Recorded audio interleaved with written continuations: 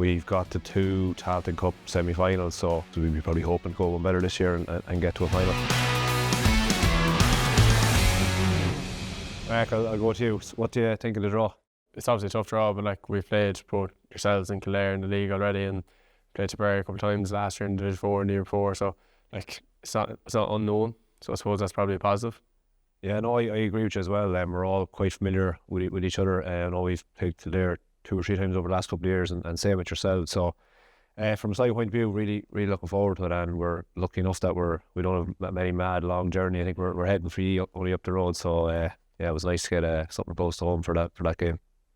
Yeah, no, tough draw. 3 good traditional footballing counties and teams we wouldn't have played this year in the league, so it's nice to challenge ourselves against a couple of Division 3 opponents. You say happy enough you take you 3 tough games there that'll get you through a group and get a good bit of practice into the legs, so happy enough, and see where it goes. So lads, who's the kind of next rising stars or the ones to watch in your teams? Yeah, I'll go first. So we had a bit of success with the under-20s last couple of years, so there's a few young lads up and coming there. Ross Doherty, clubmate of mine, Ross Sloyne, Conor Johnson, Dylan Walsh, a couple other lads like that. So yeah, a few young lads to watch out for the year ahead. Yeah, we're the same. We've had a couple of good under-20 teams who've done well in the province there the last 2 years, and Cian Smith, clubmate of mine, who's come into the seniors for the first time this year, has done very well, and Niall as well from Kilshean, one of his first years in as well, so they're 2 that spring to mind. Yeah, likewise we've had good success the last 2 or 3 years in 20s, and there's a lot of boys coming through that, so I'd say Ryan Sinky's one. He's still 05 and he's been starting most games this year, and we brought in 2 other lads, and Owen Cully's another lad, he's 05 and he's only a small lad, but he's absolutely flying, so 2 ways to be ones to watch. Yeah, I suppose ourselves, like we're such a naturally young team, especially this year with a turnover, so like playing Gokeen, my own club, Darren Cox, Paul Honeyman, at a certain stage throughout Division 3 league, they were kind of spine through centre forwards, like, so it's great to see them come. They were quite successful under 20s, and then to come into this whole setup again, seeing her to really take off. Who do you think are the dark horses for Tailteann? I suppose I'll go first there. I don't know, could I class them as dark horse now, but awfully. I was very impressed with them throughout Division 3. They're a young team, they're fit, fast, they move the ball quick, so they'd be the ones that spring to mind first for me anyway. Yeah, it's hard to pick anyone. I suppose your dark horse, you probably look at maybe teams from C3 or 4, so I'm sure the 2 lads here beside me be looking at going far in the competition and looking to win it out as well. So yeah, like the lads here, I suppose you're looking forward to even New York coming back in again. Can they take a bit of a scalp too? So look, good thing with competition is I think everyone will look to be back here in a couple of weeks' time. Yeah, I suppose like you're kind of talking my answer off the top of my head awfully, but I suppose the way the competition is, everyone kind of fancies their chances with who they're playing, like, which is a good positive, like, so I can't really think of anyone else off the top of my head, but I was like, your 3rd or 4th seed, you're going to be fairly confident taking a scalp here too.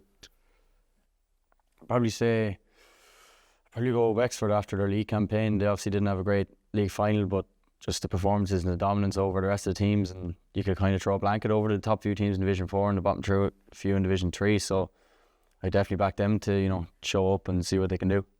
So best game you've played in our scene in the Tailteann Cup? I'd probably say the Down and Meath final, was it last year's final, was a really good game, just pure football and ability, and midfield was a very good battle between a few boys, so no, that was the best game I've seen now. Yeah, I suppose we played down here as well last year in the semi-final. Obviously come out on the wrong side of it, but went to extra time. There was lots of it, sending offs and everything as well, so not one to look back on from my point of view, but I think it was a good game for the neutral and for down as well. Yeah, to be honest, there has been lots of good games like to watch, but in general, personally, I'd really go back to, we played was it the first year of the Tailteann Cup in Carrick. I remember the game went all the extra time, penalties. Look, I'd be a fan of penalties and like the drama of it, so probably we didn't go on the right side on the day, but like it was competitive and it was really good, and just the kind of drama kind of made me most entertained through it. Yeah, just ourselves kind of playing in one. I suppose Wexford last year down in Carlow, it was kind of a smash and grab with a last minute goal, so that was a memorable one for us to get us out of the group. We hadn't done really well in the competition the first 2 years, so it was a good landmark for us as a group. Mark, so outside of yourself, who is the Dangermen for your team this year? Just I won't be saying myself in those, but I suppose like Barry McNulty there got Sigerson All-Star this year, playing midfield for us, is a massive talent. And Leitrim, Tom Pryor or something similar as well. Like there's kind of two still very young lads that have came through and shown at like a Sigerson level and a county level for us over the last number of years. So they're probably are two I'll pinpoint. Yeah, I suppose for us, probably Stephen O'Brien from Ballina. He's our captain. He's been around the panel a long time. A stalwart in midfield when we won the Munster Championship back in 2020, and he put in a great performance there recently against Waterford in the Munster Championship. So he's the sort of man we kind of look for. So I'd say there's a lot of lads to choose from in our panel, even between the starting 15 and coming off the bench. So, but I'd say Darragh Corwin, maybe Alex Byrne as well. They both proved themselves to be top players, and they've shown that this year, and I can see them driving on now for the rest of the campaign. Yeah, similar to yourself, we'd have a few boys as well. Was it the back? Evan Lyons has picked up a couple of Tailteann All-Stars, and Alan McLaughlin.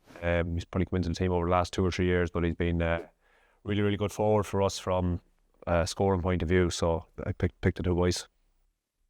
The chip on the shoulder. Who is playing with something to prove? I'll let you take that, boys. Look, I suppose I'll go with ourselves maybe.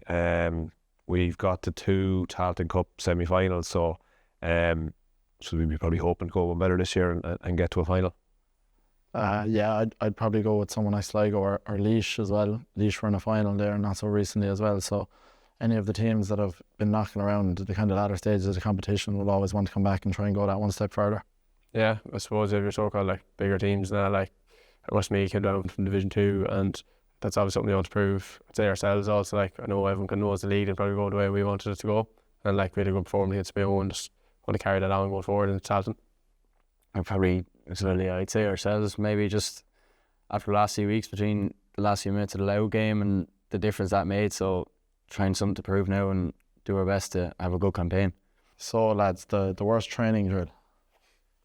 Anything running related, I suppose, or tackling related. Our S&C coach lately has started to introduce burpees into running drills, so they're definitely one I hate. Yeah.